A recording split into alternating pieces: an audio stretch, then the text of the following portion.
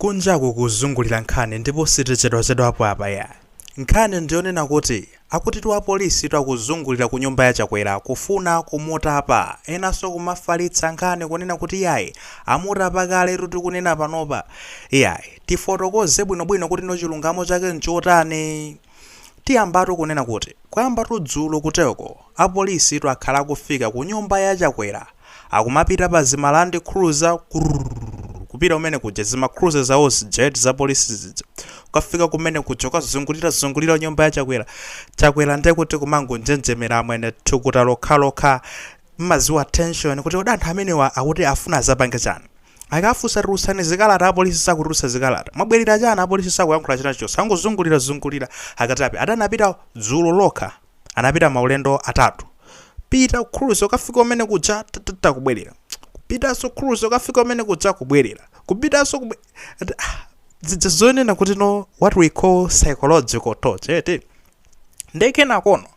lero lapezeka zoranyamukaso twautali ukafika kumene kuja mesa kodi no yangopezeka zono tenkhanicha yakafikano aphunga nyumba ya malamulo achipani cha Malawi Congress Party onse twanaseseka onse kuchoka mpaliamente kutulukamo alitamangire kuti kumene tikanteteze mtsogoleri wathu Lazarus Chakwera kakamuteteza bwanji kaya kupita kumene koko koma onse anapezeka kuti akhuthukira kumene kuja in solidarity motino anapanga boycott kuti no sakakhala nawo mu Parliamentary session madzulo anowa zokambirana za nyumba ya malamulo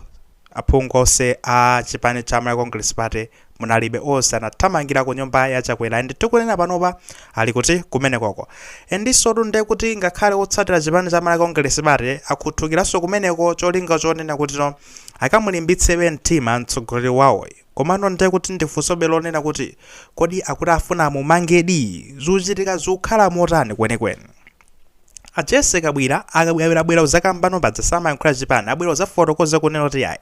mtsogoleri wakale wa dziko linoyi ndi zonena kuti sizorali ni mlandu wina uliwonse yayi ndipo iyeyu sadamangidwe pakanali panopa komade apolisiwo akumafika ku nyumba yakeyo ndipo afika maulendo angapo akamba zonoti mena akupangira sakupanga zolongosoka fa apolisiwo atakumakafika kumeneko opanda zikalata zijati machetima zitcho kuti search warrant zochoka ku court zilole zonoti mukhoza kufika pamalo pa munthu ukasearch opanda iyeyo kukuletsani akumakafika pamene pa opanda zimenezo sakuyankhula china chicho sakumangopita kumeneko ndikumulanga mtsogoleri wa dziko lino akukhangara kumusowetsa mtendere m'maganizo zomwe sizimene zikhayocho ngati pali mlandu wina wake banzo sangobwera open chani koma zoti nazikhala kumamuslonda yonso sizabwino zimenezozo ndipo aphungu athamangiradi kumeneko ngakhale sotsatira chipani cha Malawi Congress Party ali kumeneko cholinga chonena kuti no amulimbitse mtima mtsogoleri wa dziko linoli.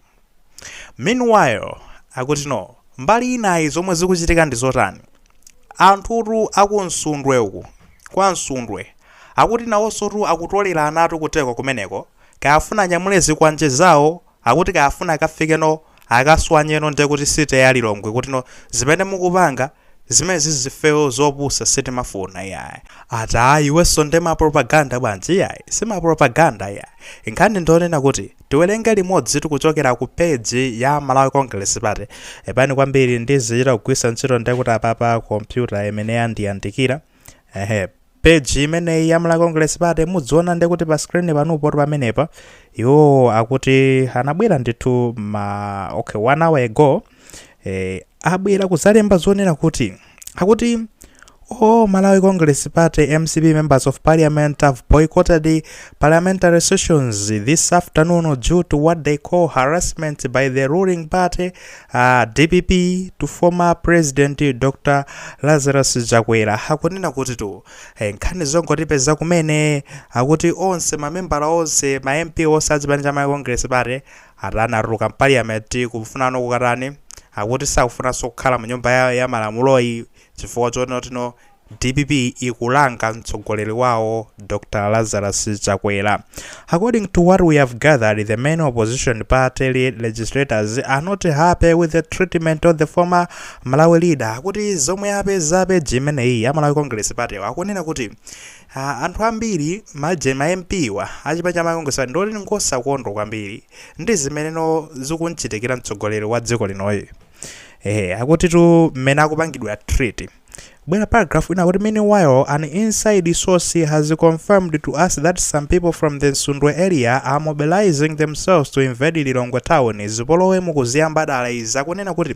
ndikuti Pakanali pano mbali ina ndone kuti no tatsimikizidwa ndithu ndi anthu ena kuchokera mkati momwemo akuluakulu a chipani cha Congress Party kunena kuti no anyamata ndithu kuchokera ku Nsundwe amene oru akusonkhana kutolera ndithu zida zawo zija zokondedwa kwambiri mukuzidziwa bwinobwino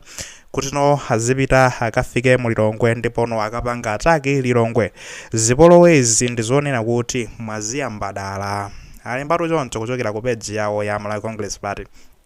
page yaikulu ngati imeneyo yomwe ndi page ya chipani. Zimene alemba ndi zimenezo ifenda yani kuti tidzikatsutse fenda ngobweretsa zimenezo nkhani zake ndi zotero. Funso ndilonena kuti akuti afuna amange pa zifukwa zotani zomwe zikuyenda kunjako. Mukumbukira kuti dzulo tinabweretsa nkhani yokhudzana ndi Godfrey Jalale kunena kuti anaba agalu ku State House, agalu a German Shepherd, agalu 1 tinabweretsa nkhani imeneyo amene mmatitsatira nde mukuyidziwa bwinobwino.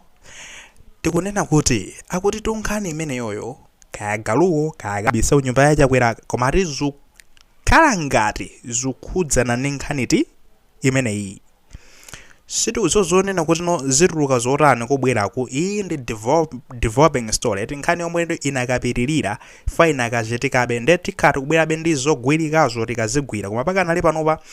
kumene ikumvekera akuti ndi choncho ndithu kaya kunena kuti no agalu aja kaya zikuwakhudza kaya chani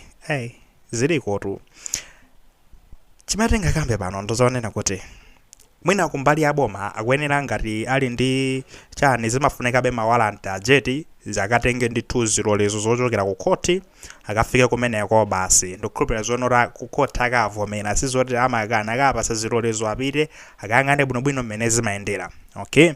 mwinaso kaya ali nazo situziwa komano akuyenera apite. China ndichonena kuti fanzi ikuchoka kwa Nsundwe fa akambirana apa ukafika mkati muja ndi zikwanje. Anzanu apezeka zonena kuti no akuvutika Pakanali panopa kumayankhabe zinkhani za anyamata zikwanje. Inu mufuna muzikapangaso zomwezo. Mukapita mu Lilongwe mukapanga chani mukakhaba wina aliyense zimenezoru sizoyenerera.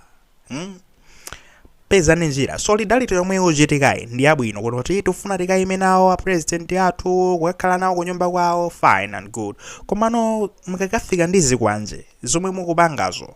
ndiye kuti no mukangothera m'manja mwa polisi chifukwa panopa mphamvu zidasintha. Mwayioneti matebulo adatembenuka mphamvu zili kumbali inayo ndiye ziko zonena kuti to mukapita umene kuja akutapani magayi ena numwalini mabanja kuti simukuwerengera mabanja anu azikazi anu ana anu akhala kuvutika kaya inde tikhozokhala timati party loyalty kukonda chipani ndi kukhulupirika ku chipani komano kusamala fuatu andale watu samakhalako polisi ikakutapani. Utenga ndi umenewo tiziona mene zikuyenda ndipo tikupasaniso ni ma-update mene zikuyendera. Muli maganizo pa nkhani imene ngati muli nawo ayikeni mu comment section kwa ikaso mulemekeza maganizo anzathu akutitu.